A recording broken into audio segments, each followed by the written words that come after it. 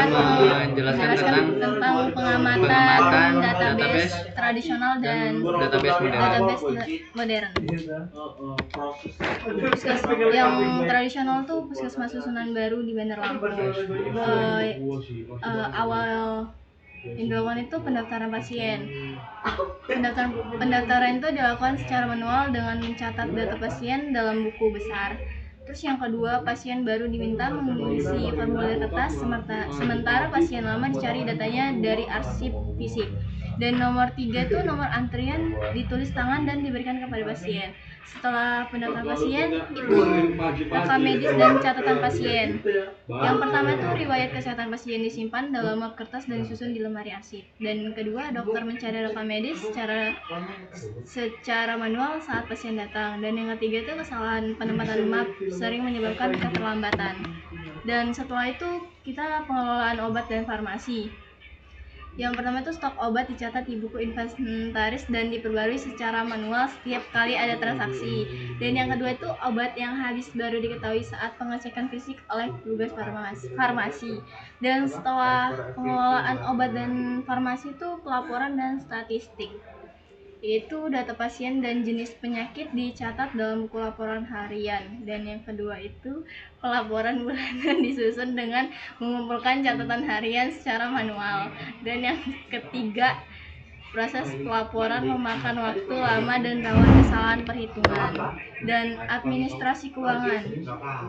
Administrasi keuangan itu yang pertama transaksi biaya pelayanan dicatat di buku kas oleh petugas administrasi. Dan yang kedua itu rekapitulasi dibuat secara manual pada akhir bulan. Dan kelebihan penggunaan sistem tradisional itu mudah dipahami oleh tenaga kesehatan yang belum terampil dalam penggunaan teknologi dan tidak bergantung pada jaringan internet atau listrik.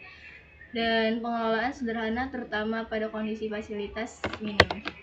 Dan kekurangan sama tantangannya itu proses pelayanannya lambat karena mencatat manual dan rentan kehilangan data karena kerusakan atau kesalahan penyimpanan arsip fisik. Terus yang ketiga itu kurang efisiensi dalam pengelolaan stok obat dan pelaporan data. Dan terakhir, risiko terjadinya duplikasi data pasien dan kesalahan entry. Dan yang untuk modern itu dipersilakan Agung. Jadi untuk sistem database yang modern ini saya mengamati sebuah rumah sakit yang ada di Bandar Lampung, yaitu Rumah Sakit Abdul Muluk. Jadi untuk Rumah Sakit Abdul Muluk ini dia sudah menggunakan sistem database management system atau biasa yang disebut DBMS. Jadi di rumah sakit tersebut ada beberapa penerapan yang sudah menggunakan sistem database modern. Salah satunya pendaftaran online. Jadi ketika si pasien ini ingin pergi ke rumah sakit tersebut, jadi dia ini melakukan pendaftaran online melalui website rumah sakit tersebut agar pendaftarannya itu tidak bisa dikatakan tidak saling mengantri gitu. Makanya dibuatlah database pendaftaran online. Tujuan dari pembuatan database pendaftaran online ini untuk memudahkan si pasien dalam melakukan pendaftaran. Nah, yang kedua untuk sistem database dokter, jadwal dokter dan layanan medis. Jadi si pasien ketika kita ingin berkonsultasi tentang sakit atau dia punya riwayat sakit nih, kita juga bisa memilih dokter yang sesuai dengan keluh kesah yang kita miliki. Jadi di sini kita bisa memilih nih jadwal prakteknya jam berapa, dokter spesialisnya itu seperti apa melalui website atau aplikasi yang dimiliki rumah sakit tersebut. Nah, yang ketiga ini sistem database-nya ini manajemen rekam medis elektronik. Jadi setiap pasien ini kan pasti memiliki rekam medis nih. Jadi rumah sakit tersebut ini sudah memiliki rekam medis yang elektronik. Contohnya dari rekam medis ini yang nanti bakal tersimpan dalam database rumah sakit tersebut seperti nama, jenis obat, apalagi itu? Tanggal lahir. Terus nomor rekam medis yang sakitnya. Nah, yang keempat ini sistem antrian digital nih. Namanya juga sekarang teknologi udah maju ya. Jadi untuk sistem antrian pasien juga udah dibuat secara canggih lah. Jadi si pasien ini tinggal melihat antrian di apa namanya tuh di layar gitu.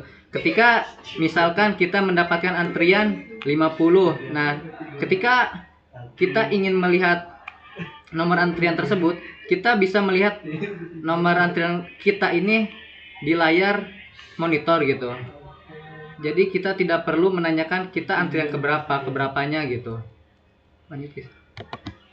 Nah, jadi ada beberapa kelebihan penggunaan DBMS pada perusahaan, pada Rumah Sakit Abdul Muluk ini. Yang pertama, yang tadi kan efisiensi layanan pendaftaran lebih cepat dan terstruktur. Jadwal yang kedua ini jadwal dokter dan status antrian mudah dipantau. Yang ketiga ini tenaga medis dapat mengakses riwayat kesehatan pasien secara langsung. Dan yang kelima yang keempat ini keamanan data. Jadi risiko kehilangan dan duplikasi data berkurang.